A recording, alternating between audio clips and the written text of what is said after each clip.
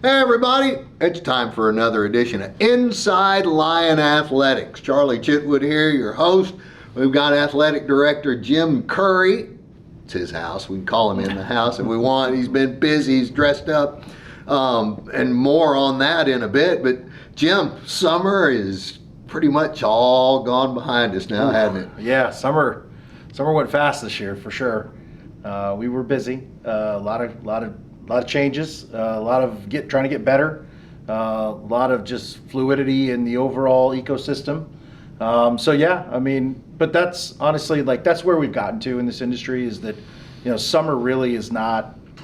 It's not a break anymore per se. I mean, there's a potential we could be playing basketball games next summer with some potential changes that could be coming. So, we've seen the ramp up of it. I mean, we had 3 teams report in July this year. So, I think there's just a new normal that's kind of set in, but understanding that and embracing it and going from there. And we haven't even come yet to Labor Day, and you've got the soccer team, 3 games under its belt already. Volleyball is just about ready to fire off this weekend with its first sets. And we're going to go to Georgia and play a little football in Macon. We are. It's here, and yeah, I mean, we talk about a little bit just the, how everything's kind of moving up, and now with week 0 being a permanent fixture in the college football schedule for FCS, we're going to start having home games that occur in August. We obviously are kicking off in August this year, so it is here these earlier dates, but.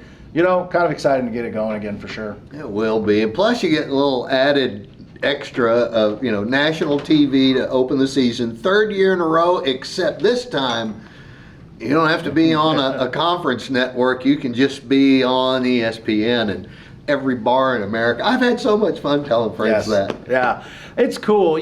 When you think about, I always think about how I've, watch this game, this FCS kickoff game in the past because, typically the FBS isn't playing. They're not, they have a few games this week, and then in the out years they're going to start playing all their games in the same week that we're talking about now. So it will change, but FCS has kind of had a stranglehold on that week, and I always remember this was kind of that last weekend before we would play and get going in week 0, and this is the game you would watch, among a few others that were taking place. And so for us to be the team that's featured in it this year is just an awesome opportunity. There's no doubt about it. To your point, we're following 2 Power 4 conference games on ESPN to then be the primetime game. And so, I mean, I think it's just a great opportunity, of course, and I think a great opportunity just to showcase everything that's happening at the university as well. All right.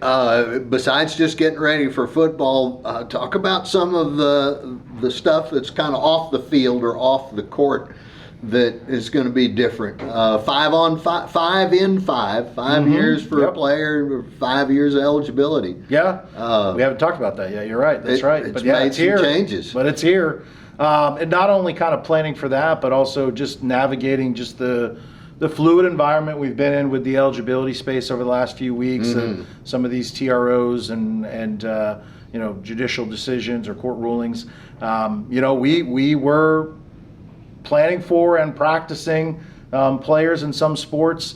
Waiting for some decisions there. We got a decision on Friday that caused us to have to take some folks off the court or the surface or tell some folks this probably isn't going to happen. But, I think one of the things that we've tried to do is just be really adaptable to just a rapidly changing environment and just be responsive to it.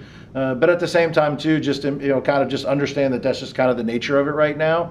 And, one of the things that I think is just kind of unique and special about what we do here is that we can be a little bit more nimble when we want to be and lean into that. And that's another opportunity. But I think the same is true for some of the other things that we do. Even if you may want to use the example of the dive for 5, and our coaches, skydiving, there's not a lot of places that might be able to pull that off. It's something a little bit different, creative, and nimble that we were able to do. And kudos to Devin and George and Clint and Joe for taking part in it. But I think it's just another example of ways that, again, just trying to be adaptable, understanding we're in a change environment right now, but looking for ways just to lean into that. Speaking of that little skydiving trip, were you nimble enough to stay off the plane before it left? Or I made it very clear I was not going on the plane. So I made it very clear from the outset. But again, credit to those guys and Trey and Dan for coming up with the idea, and again, we made it happen, and it was a great success. What fun. And they all landed safely, and only one of them left the school. Talking about George, of course. Man, we're going to miss him. Well, I'll tell you, I'm glad you mentioned that, because I think it says a lot about who George is, that he committed to doing that, and even though he took a new opportunity with Arizona State, still came back to fulfill that commitment he made. And I think he cares a lot about I know he cares a lot about this place. He's a Hall of Famer here, frankly, but at the same time too, what an incredible testament to where we are as an athletics program, where we're going, that we get someone like Rock to fill those shoes and take it next. A guy that's been a part of 16 different national championship teams in his career.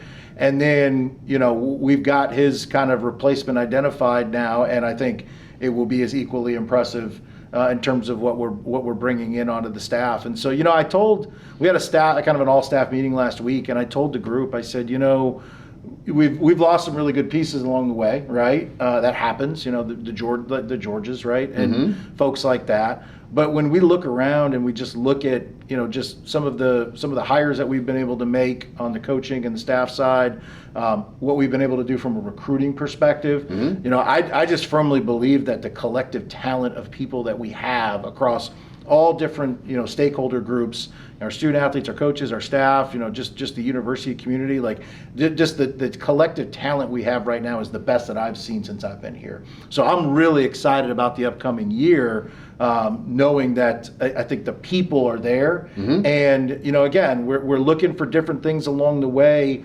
that kind of signal success. And, we look at what we're doing in the classroom. We look at what's happening, with number of all conference selections. There's a stat that we pulled up here this week, one of only 6 schools in the last 3 years to have an NFL draft pick, an academic All-American in football, and an AP first-team All-American in football.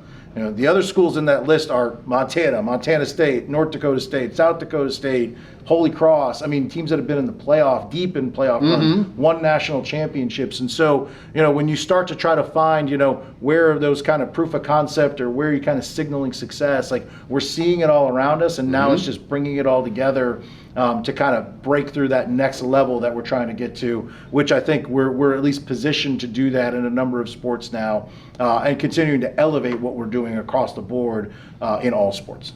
All right, with some of the changes that have happened here this summer, name badges are kind of, you got to have them. That first staff meeting, you've got 3 new coaches now? 4? 4 this summer. From last spring, with Rodney, Michael, Jason, and Rock.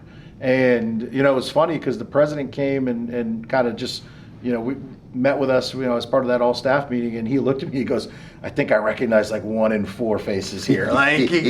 But, what we added to the football staff, right? Sure. And all the changes we made there.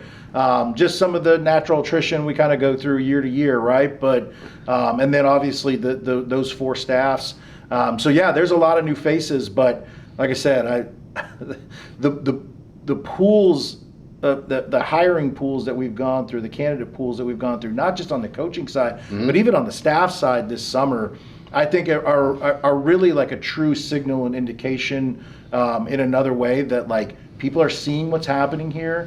They're picking up on the energy and the momentum, and they want to be a part of it. Hey, speaking of things you can be a part of, besides soccer going on right now, besides volleyball going right now, and football ready to start, we've got our first home game in 3 weeks, I believe. But a couple of changes over at Memorial, even though there's more news about that too. Yeah, totally. So, one of the things that we've got going on for this year is that I think we've recognized there's some things that we've needed to do in the stadium. So trying to start some of that here in this off season. When people walk in, they're going to see some changes right away. First and foremost, just We've replaced all the lights in the concourse. Okay. And it's brightened it up immensely. And actually, it's probably put a little bit more onus on us to continue some of those other improvements too, because now you see Yeah, we want to dim the lights in that corner. I know. But it's one of those where we just it needed a different reset, and kind of similar to what we did in the field house a few years ago, right? The restrooms are being completely reset right now.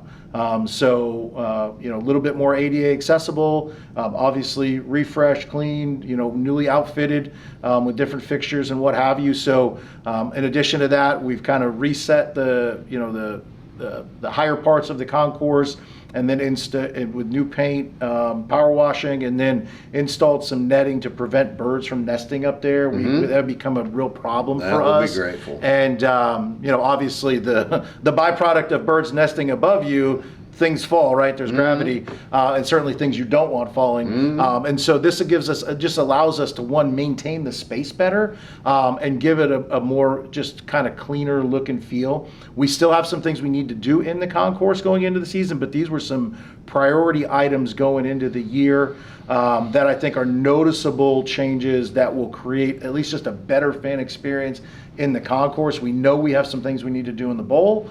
We know we have some other things we need to do aside from that, but we're also trying to be really careful about the investment that we make into the stadium right now, knowing that we have a long-term plan that will be released here soon following a year-long master planning exercise.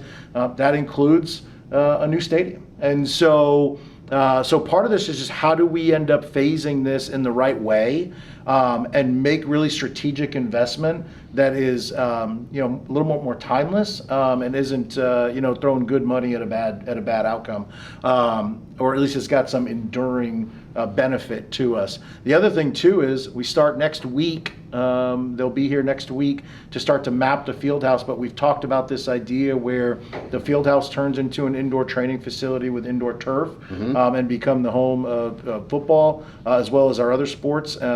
Maybe relocating the weight room here, and so they're actually coming. We've signed a contract, with a services contract with HOK. They have done some of the biggest college football programs in the country. The most recent program they did was the Denver Broncos training facility. So it's nice to have them on board to look at how we can program this space. And they're going to be in here next week to start the mapping exercise of the building, and then we'll start the programming phase from there. Wow. So when are people the general public, when will they get eyes on the master plan and get to ooh and ah and make any comments? Because they will. Yeah. So I don't have the exact date for that, because again, that's a university initiative. Okay. So it's not just an athletics initiative; it's a university-wide initiative. But I will say that athletics was certainly a centerpiece of the conversation. Anybody that took part in some of those external stakeholder town halls or open sessions, I think could see that there's a recognition that we needed to do something there. And so it's obviously exciting for athletics.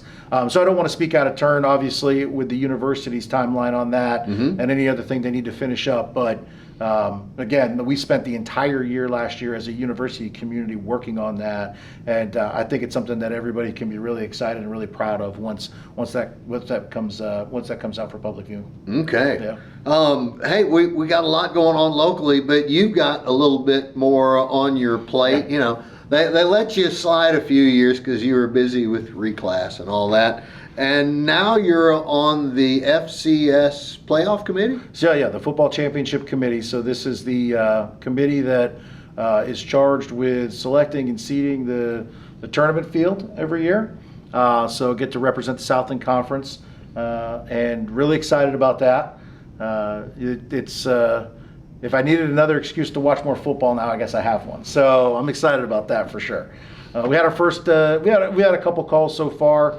And again, just looking for a great group of folks on there, and but really excited about the work there. It's I think knowing how important the championship is for student athletes, coaches, and institutions, it's certainly a responsibility I don't take lightly. And I think so.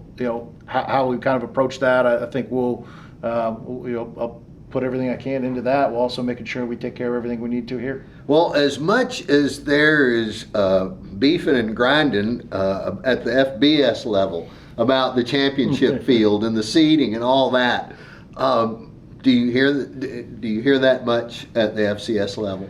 It's a different animal. I mean, it's a different animal. It's a 2014 bracket, and you've got 11 AQs, and so that leaves a pretty big at-large field, of course.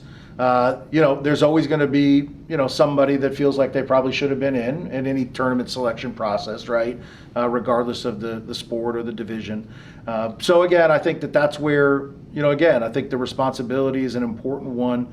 To be really thoughtful and do the work, frankly. One of the things we talked about yesterday was just what are some of the games we're going to watch early on, how we're going to splice those down and be able to share that so we can kind of cut up the games and get through them, without the commercial breaks and things like that. So how many are on the committee? How many other? There's 11. 11 people. Do basically y'all make a new bracket every week as the season goes along?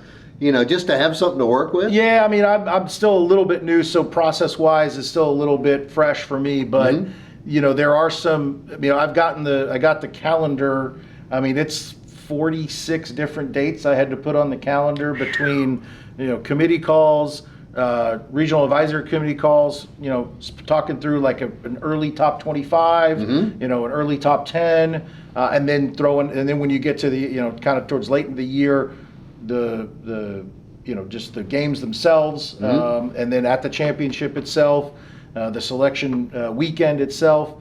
One of the things too, and I guess I didn't really put this together when I agreed to do this, but we have a home game that last weekend. I'm gone. I got to be in Indianapolis for selection weekend. Again, I'm gonna miss our senior day. Unfortunately for our seniors. And a group I've gotten to know pretty well here, obviously. So just some things that kind of come with it, but there is a significant time commitment that comes with it. I did know that going into it, but at the same time too, again, and I'll probably add to that just with the time that I commit to watching it, because again, I know it's important and it matters. And being an athletics director, I think what I want to do is be able to give and serve in a manner that I would want others to if they were considering us for consideration as well. So yeah, but excited for sure. All right. Excited. I don't know if we'll get a fifth bid, but we'll be there. This is pretty cool to be up there. Congratulations. Yeah, on that, thanks. No, quite I'm honestly. Yeah, it's great. Excited. Okay. Yep. What else, Jim? We could roam all day. It's been a few weeks. It has been. I just excited about the upcoming year.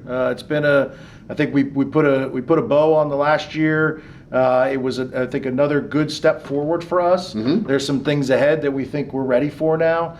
I think we're still looking for that first conference championship and who's going to be the first one to get there.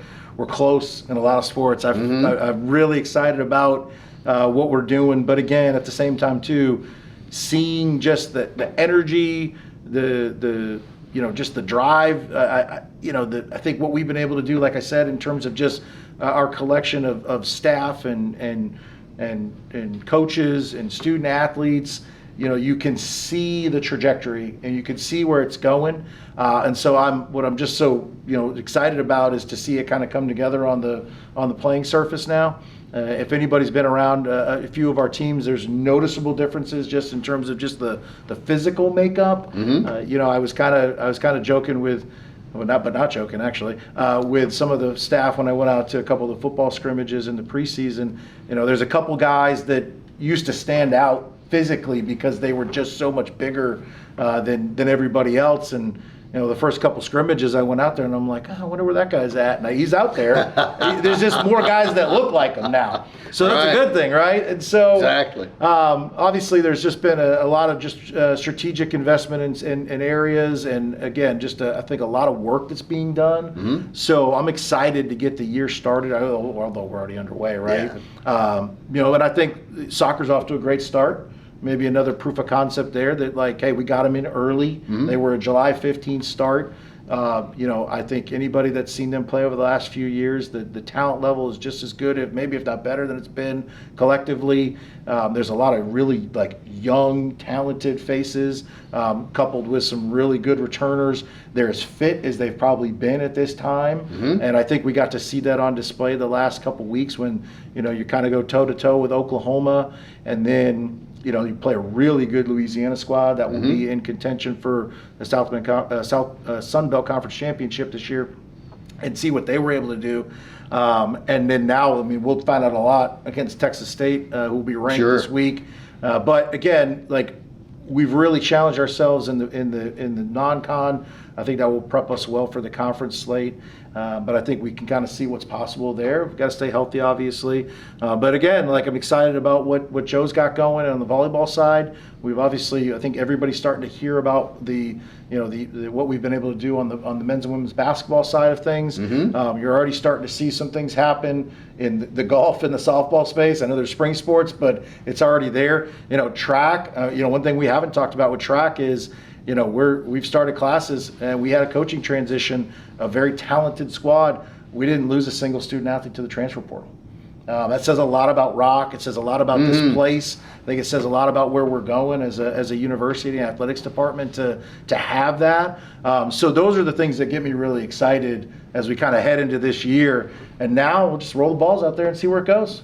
Hey, man, I like that. That's it. Hey, we're going to be doing a lot of that this week. Let's see. Who's up first, Avi? I think we have soccer on Thursday night. Yep. Volleyball on Friday. Volleyball on Friday. Yep, volleyball. And then volleyball Saturday. While the Football. Guys are going to play that night on national television. And what did we? Soccer, volleyball on Sunday.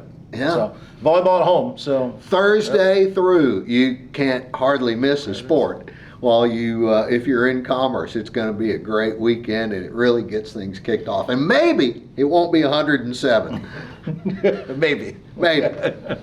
Folks, we're going to line up here, and we'll be back with more Inside Lion Athletics after this. Hey, everybody, welcome back. More Inside Lion Athletics. We started with Jim Curry today. We're moving on to Lion football. Here's Clint Dolezel, head coach. Coach, it's game week. It is, finally. Is there a better day? Is there a better day than you wake up and say it's game week at last? Game day. That's the best one. Okay. That's no doubt. And just getting that ball kicked off is exciting. We're tired of going against each other. We definitely want to see another opponent, and obviously we're facing a good one in Mercer this week. So the challenge is there. Coach, you talk both teams. They're tired of hitting each other. They both are ready to hit an opponent not wearing their uniform. How much do you think you really see? Are you seeing the guys go at 85% against one another, and there's still more to give? Yeah, it's different. I talked about after our last scrimmage with the players. I always practice hard, without a doubt. I played quarterback, so why wouldn't I be practicing hard? But I gave it, everything on practice, but it was just different when it's a game time. I was different, and I think that's probably what separates a lot of players is, do you have that extra gear? Can you get to it, and can you maintain it in a game and keep your composure, keep your your head on your on a swivel for everything that's about to happen to you, because when mistakes happen, you got to be able to move on quickly and get to the next play. And I think that's really key, and we've really been preaching to our players is get settled into the game quickly. The adrenaline's going to be there. All the running, all the stuff we've done, the lifting of weights, it's going to pay off, but you're going to be tired. It's just the bottom line. First game of the season, the adrenaline's going to hit you. You're amped up, and just how can you recover? Who recovers fast enough? And a lot of times, who wins the football game?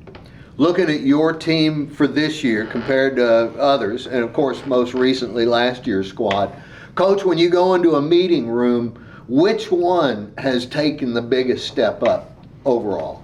Would it be in the trenches? Is it going to be the linemen? I think so. I think we're better on both sides of the ball in the trenches, without a doubt, in my mind. And we have some depth to it, which is important. I don't care how good your skills are.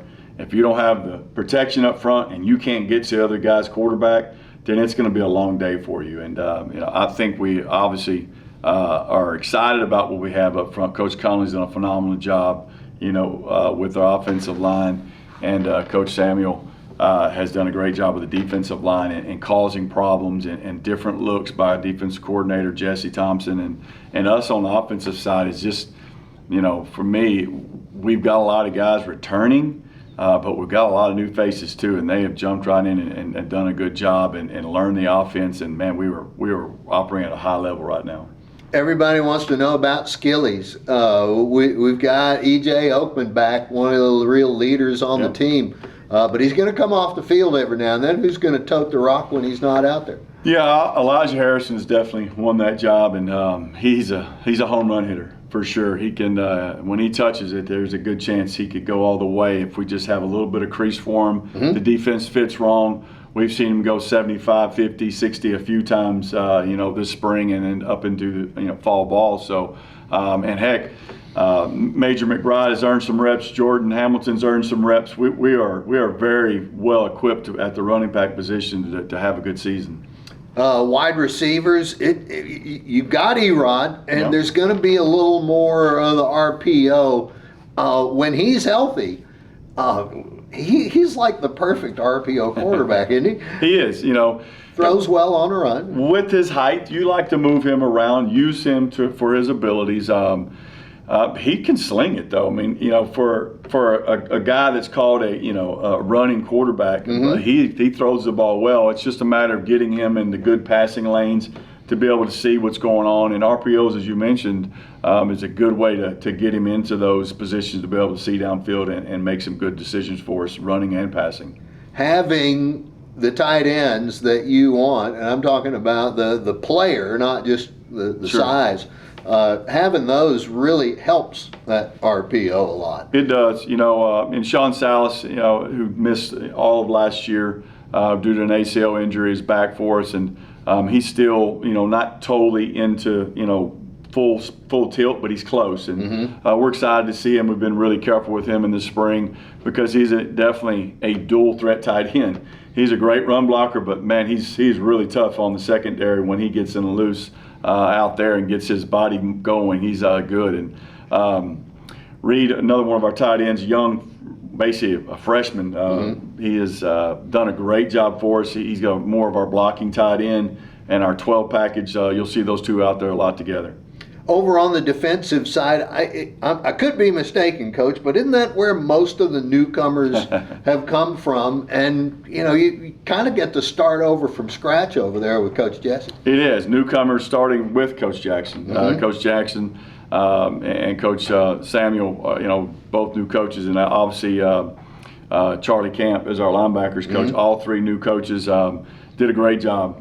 Recruiting is everything. You're only good as the players that are out there, and this is probably one of the better recruiting classes we've ever had. And again, just like the offensive line side, we've got some depth on the defensive line side as well in the secondary, and a lot of new faces out there. But I'm excited to see them go against another opponent and a good opponent this week in Mercer. One of your defensive captains, Orion Kupu. His brother Roman is now a Lion, and he's in that linebacker room. How's he been looking? And you don't get this quite so much in football, that brothers getting to play together beyond high school. No doubt. It has to put a little special thing in the huddle. He's been roaming all over the field is what he's been doing. Okay, we'll take that. Yeah, so no, he's done a great job. We've got several polys on our team now. They're all on defense, exception of one. We got one on the offensive line, and man, they bring a different level of atmosphere. And you better come, bring your hat to practice because those kids practice hard, and I love it. It's got us at a new high level. Orion, he's like me a little bit, but he can hit so hard, Coach, and always seems to be hitting up. He does. I mean, he's our captain on our defense without a doubt. He's got that little man syndrome, that little dog syndrome, or little chihuahua, but he's more than bark. He will bite you, and when he gets up there in that line, he will tag you, and he's a great cover guy. We ask a lot of those guys. In the old days of a safety back there, you're just roaming sideline to sideline. Those days are over. Right. You got to be able to cover, and they have the hardest job in my mind. They're better cover guys. They better be than your corners because corners have the sideline to help them. safeties have no one to help them when they're man-to-man on somebody. It's inside and outside, and you got to be good there, and he is. Coach, we're not used to having conference games land on us quite as fast as they will this year, like game 2. Yeah. Mercer to be followed by SFA, and man,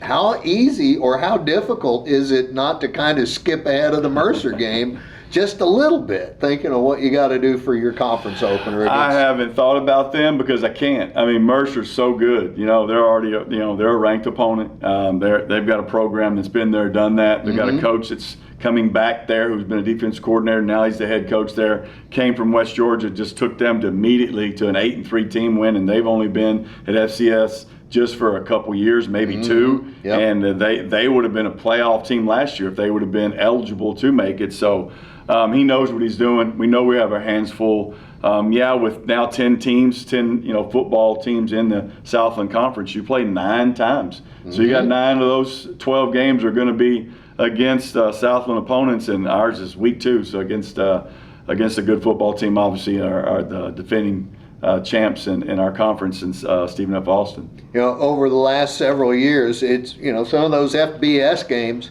they were necessary, but they were tough, and they make your schedule that way. Strength of schedule this season is pretty rugged too. 5 teams in the top 25, every one of them an FCS team, and 3 of them are in our conference. Yeah, I mean I think that's a credit to what we've done in the Southland Conference. We had 3 teams make the playoffs last year.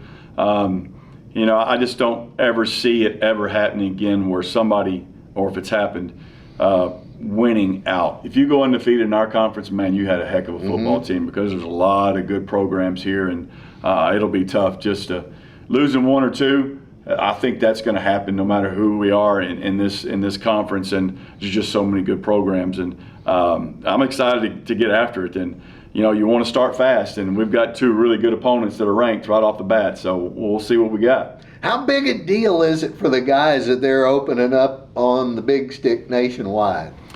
Every bar in America, Coach, is going to have the Lions and the Bears on. We've told them that. I don't think they've really thought it through. Does it need to be on their phone? The whole world's going to see them.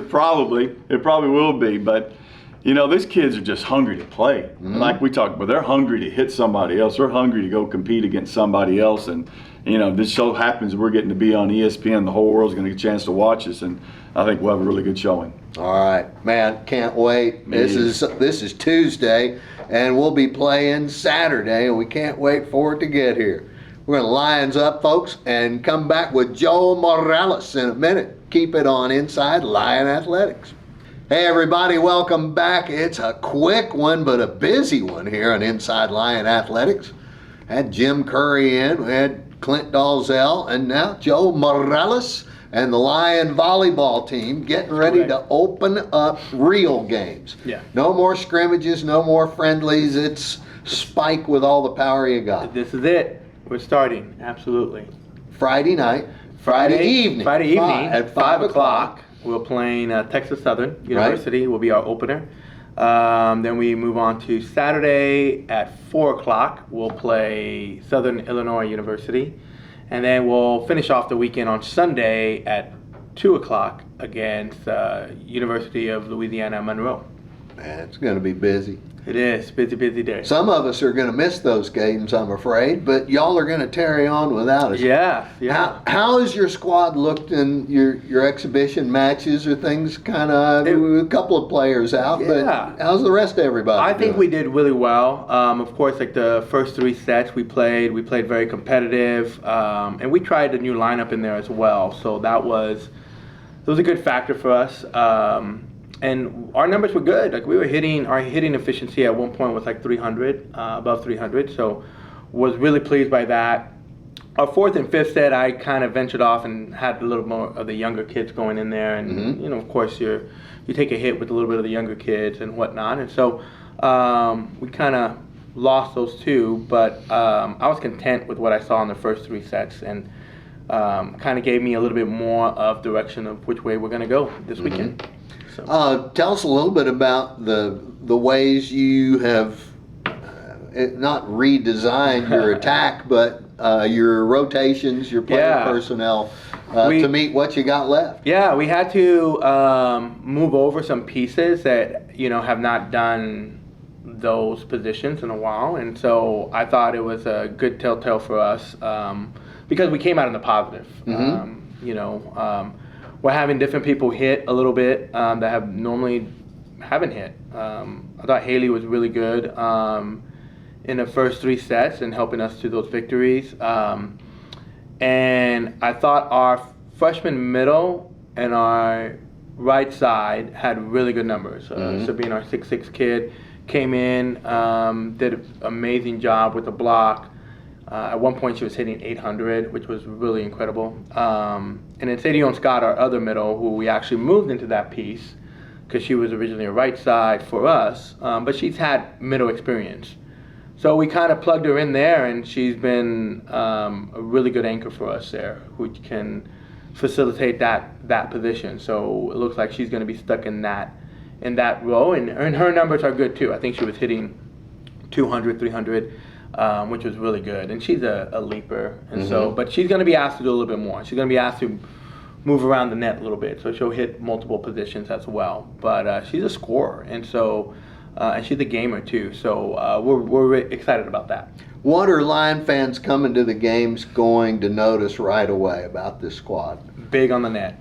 I think playing in this past exhibition, we were touching a lot of balls at the net. We were really big. I mean, of course, you're gonna have our middle that's 6'6", and then our right side who is 6'6" as well. At some point, be right next to each other, and so we're just gonna be pretty big along the net. Down in front. Yeah, I'm loving those odds too, and it gives Jade a little bit of leverage, and where she's not having to do a lot. So that's gonna be the first thing they notice, and of course Jade is just a firecracker out there. I mean, I think she dug, if I'm not mistaken, like 22 digs in a 5-setter. So which was really good, especially when you have those length on the net. So I think that's going to be the telltale sign there, and I think that's a good start for us. How many matches before the conference opener? How many weeks will you play? Yeah, so we'll have this weekend. We'll play 3 matches this weekend. The following weekend we'll play 3 more in New York, and then the weekend after that we will be at UTSA for 3 more matches. So it's 9, and then we have Oklahoma, and then 3 more matches at UNT. Before opening, so 10 matches. So, okay. 10, 9, no, more than that. 3, 6, 9, 12, 13 matches. And depending on how you feel about your team, that's either too many or not enough games. Which way is it with this squad? Well, right now it's too many. But we're feeling that a little bit with Gianna being out, and some other key factors in there. But I also think it's perfect because it gives some other people the ability to play, but also we'll get back some pieces too. Yeah. So that's going to help as well too. Very good. So yeah, we're definitely excited about it. Come out, we're thrilled about getting the weekend started and volleyball started, and we're going to go out to try to put on a good product out there, put on a good show for our fans. But at the end of the game, we want to win. So, Coach, where would you say that the greatest improvement from what last year's squad was able to do and what this team can do? It's not just wins and losses. Right.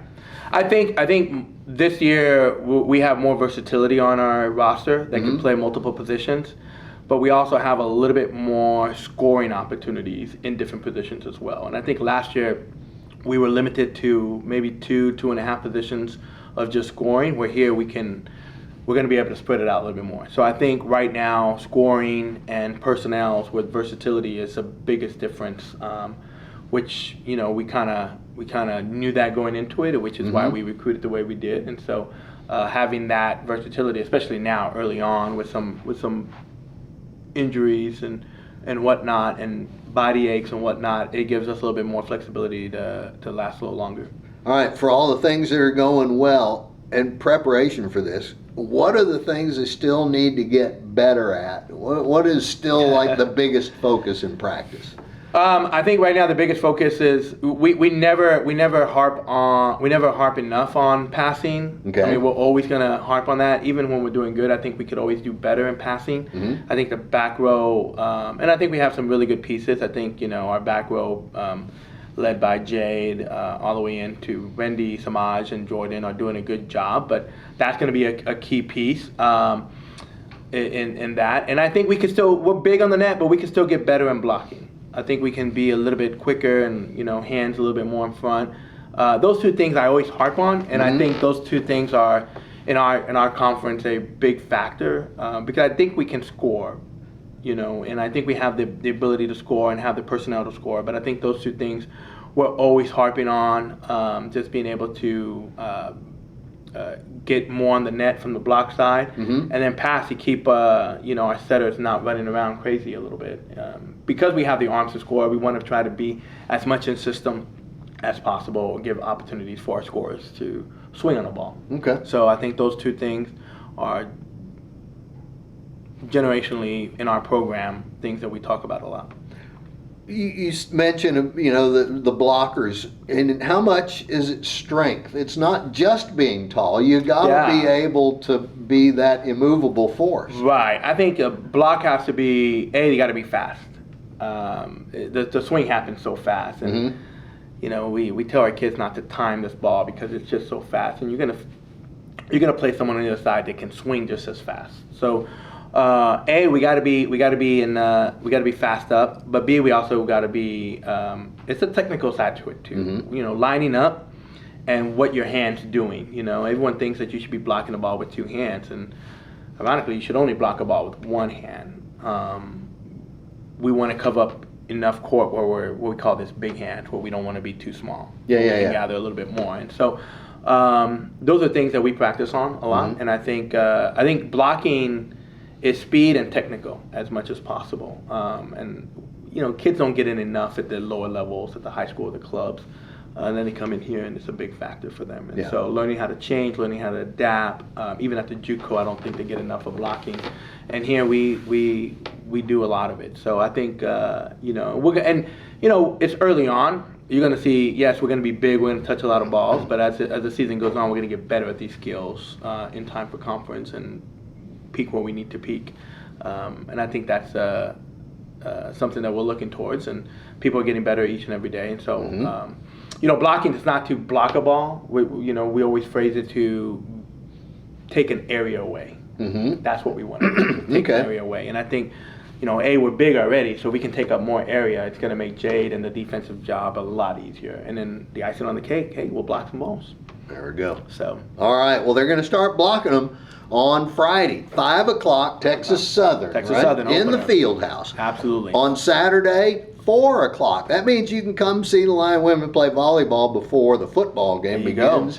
Come and see them. They will be going up against Southern Illinois, Carbondale. Correct, yeah. All those people from Illinois know the difference. It's important. It is. And then lastly, it will be a Sunday afternoon at 2 o'clock. And that will be in the field house, and that one is against Texas State? No. ULM. Monroe. Louisiana Monroe. Right. So come see the Lions, see if they can pick up 3 wins in back-to-back-to-back fashion. See you guys there. All right. Come out, support. Lines up, folks. Lines Thanks so much for your time again this week, Coach Joe, for yours, and we'll see you next week on Inside Lion Athletics.